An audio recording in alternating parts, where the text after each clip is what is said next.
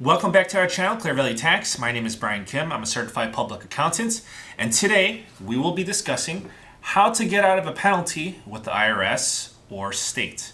So this video will cover personal taxes. If we're talking business taxes and penalties for businesses, that's a whole separate animal, and we're not going to get into it in this video. This is covering just personal taxes.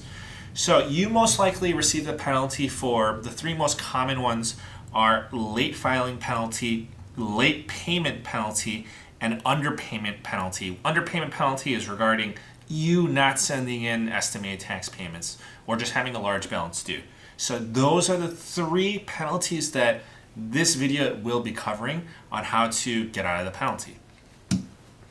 Okay, so what you need to do is give reasonable cause. So that is the key word. You need to give reasonable cause. You need to give a good excuse, and your excuse has to have a reasonable cause. Okay, so what are the most common reasonable cause excuses that work? Well, from my experience, I can tell you that they're going to be health related, they're going to be sickness, they're going to be depression, or death in the family. So usually when you write one of those as reasonable cause, they're going to be acceptable cases of reasonable cause. You can't just say things like, "Oh, I just forgot," or some lame excuse. It's not going to work. It's got to be a reasonable cause, and they have their own definition of what's acceptable, what's not. And I can tell you, those excuses usually work. So I say usually because no, they're not going to work 100% of the time. It's a case-by-case scenario, and they're going to give you a yes or a no. They're going to say, yes, we're going to accept your reasonable cause, we're going to eliminate the penalty. Or they're just going to flat out say, denied. They're going to say no. They're not, well, I've never seen this, but they're not going to say, thank you for your reasonable cause, we want evidence, we want proof, we want this. Oh, you said depression. Well, let me see, a doctor's visit or a doctor's note. Oh, you said death in the family. Okay, let's see the death certificate, or let's see, evidence. No, they're just going to say accepted, yes, or they're going to say denied, no. And it's as simple as that. So it's going to be a yes, no. Okay, I'll say that if you have a good history of filing and paying on time, this reasonable cause, these excuses for reasonable cause, it's probably going to work from my experience. I'll say it's going to work 80% of the time.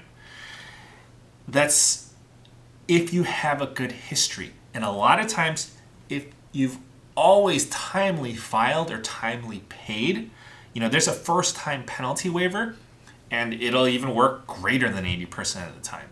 So just know that. They're going to look at your history. If you have a bad history, if you are, it's all computerized, it's in their system. If you have a bad history of late filing or late payments, I would say even if you have reasonable cause, it'll probably work less than 10% of the time. That's just from my experience. Because I've assisted in these cases of trying to get the penalty waived. And if you have a bad history, wow, that really works against you. So, just expect a high failure rate if you have a bad history. So just know that.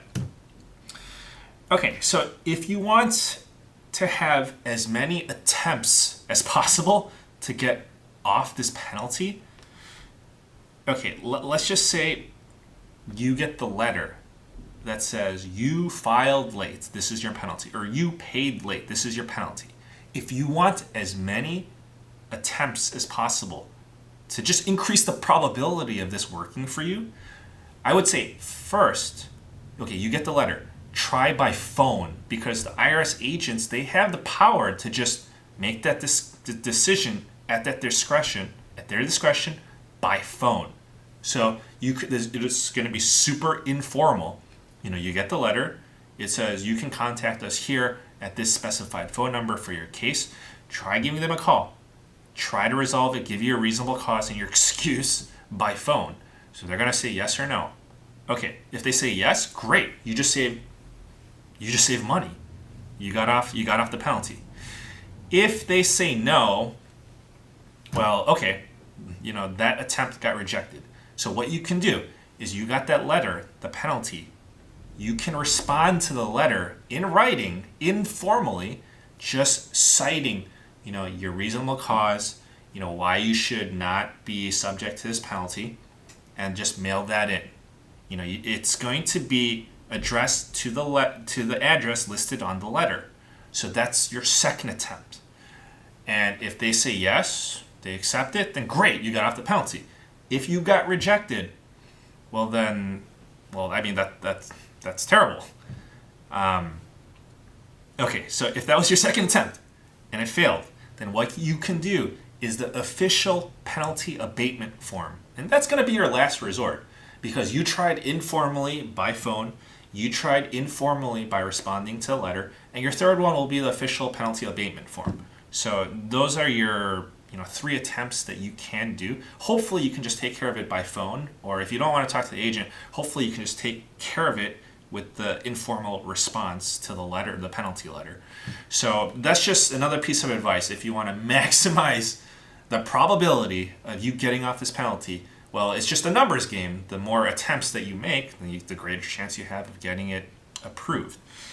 So that's just my advice. Again, this is with the IRS and the states. The state, that's going to be dependent upon your state. But when I say state, that's the Department of Revenue. So we're not talking about Secretary of State. Secretary of State is much more harsh. They're not as lenient. A lot of Secretary of States, they have a zero tolerance policy. So they're not going to even accept any excuses. You didn't do this on time or make this payment on time, you're going to get penalized. Zero tolerance policy. So from what I can say is that the IRS, they are the most lenient when comparing to the state, and they're more lenient. They're very lenient actually when it comes to people with good histories and just a history of timely payments, timely filings. So just know that. So, if you're considering, should I give this a shot? Is it worth my time? Well, I mean, you really don't have that much to lose, and just know that if you have a good history, you actually stand a high probability of getting off the penalty. So that's just my advice. If you have any questions, please leave them below. I'd be happy to get back to you. If you found this helpful, please give us a like. I'd really appreciate that. We look forward to making more videos. We hope you found this helpful. Thank you so much. Take care.